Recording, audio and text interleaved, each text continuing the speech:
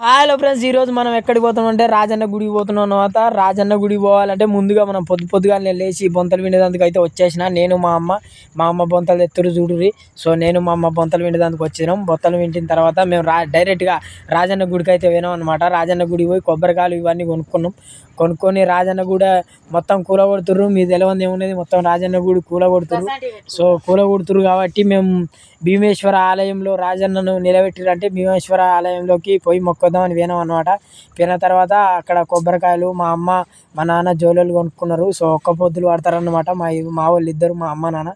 So వాళ్ళిద్దరూ ఒక ఒడి బియ్యం అలాంటిది పోసుకున్న తర్వాత కొబ్బరికాయలు ఇవన్నీ కొనుక్కున్న తర్వాత గుడి లోపలి పోయినాం. గుడి లోపలి పోయినాక కోళ్ళాయలు అయితే పట్టినాం. ఒక్కటి కాక 2 కోళ్ళాయలు తీసుకున్నాం.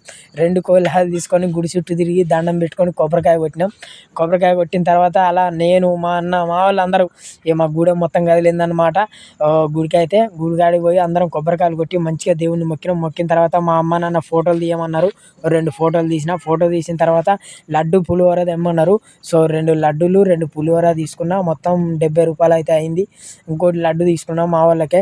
సో మొత్తం కలిపి 90 రూపాయలు అయింది మనకు బిల్లు అయిన తర్వాత 2 పులిహోర ప్యాకెట్లు 2 లడ్డులు ఇంకో లడ్డు ఎక్స్ట్రా తీసుకొని అలా బయలుదేరిపోయిన మా వాళ్ళ కాడికి. ఆడికి పోగానే బద్దిపోచమ్మ సుతం మొక్కొత్తాం పారి అన్నాడు.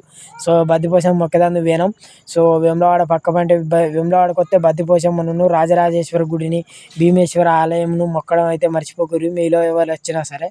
సో చూడండి మా వాళ్ళు ఇట్లున్నారు. వచ్చిన తర్వాత చికెన్ తెచ్చుకొని అందరం వండడం అయితే స్టార్ట్ చేసిర్రు అనమాట. ఎవరికి ఉండి వాళ్ళకే వండుకున్న తర్వాత కడుపు నిండా తిన్న తర్వాత మా అక్కతో మాట్లాడినా.